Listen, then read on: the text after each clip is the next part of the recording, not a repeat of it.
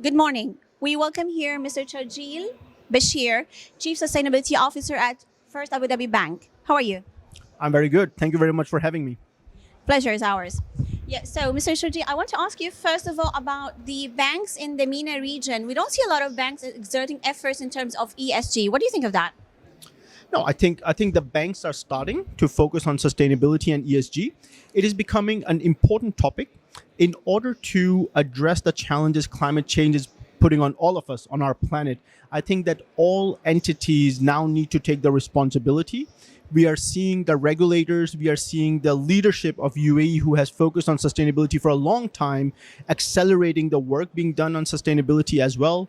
COP28 is going to be hosted in UAE, which is a unique opportunity for the UAE and the region to showcase the strong work on sustainability that has been done and really showcase the actions and implementation to address the challenges that we face. So we are now also seeing the bank and the financial industry to join this important topic and figure out that how can we support our clients, our partners and stakeholders in order to address these challenges.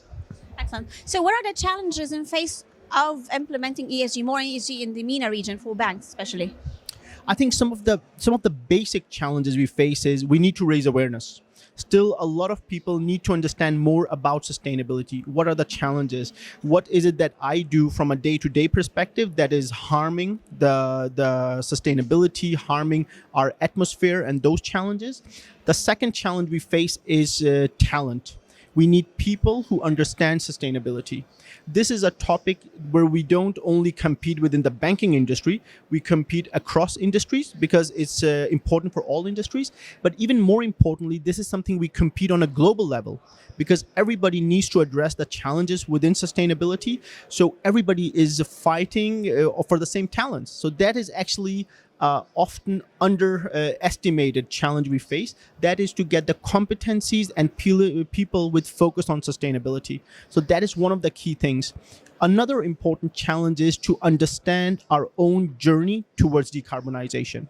So how will we get to a place where we are reducing our emissions, where we can support the ambitions, where we can support the future generations to create a better planet and create a sustainability lifestyle for everyone.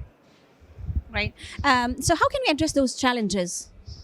So I think those challenges require, again, as I mentioned before, it require awareness. We need to focus a lot on awareness. But with these challenges also comes the opportunities. And I think it's important to focus on those opportunities because unfortunately, people often think about only the challenge side. The opportunities are that right now, in order to address the climate change, we will need the biggest reallocation of capital.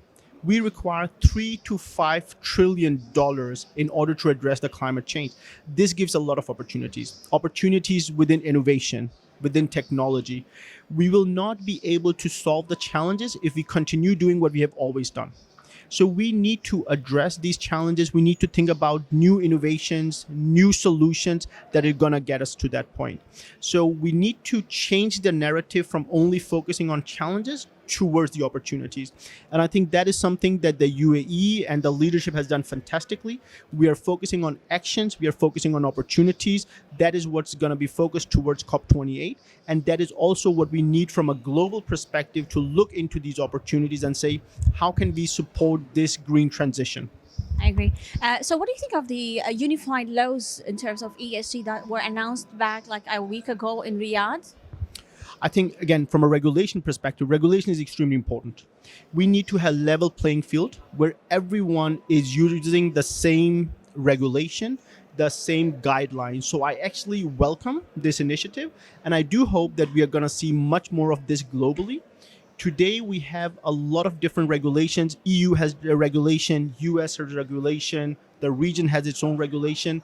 The more we can get it aligned, the more globally we can work on these solutions and to address this.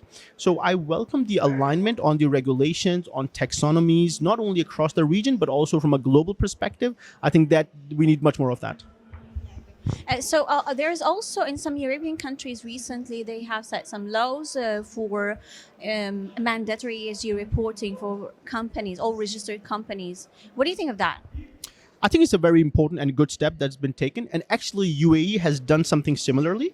So the ESCA, the Securities Commission, more than a year ago, introduced similar requirements for all listed companies.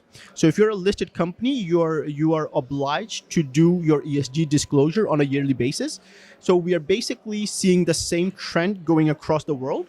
But slowly you are moving towards more and more companies. So it's not only the biggest companies, but also the smaller companies starts to follow that path. And by getting your disclosure, you're getting more information to yourself, to your organization of what you're doing, but also what your challenge is.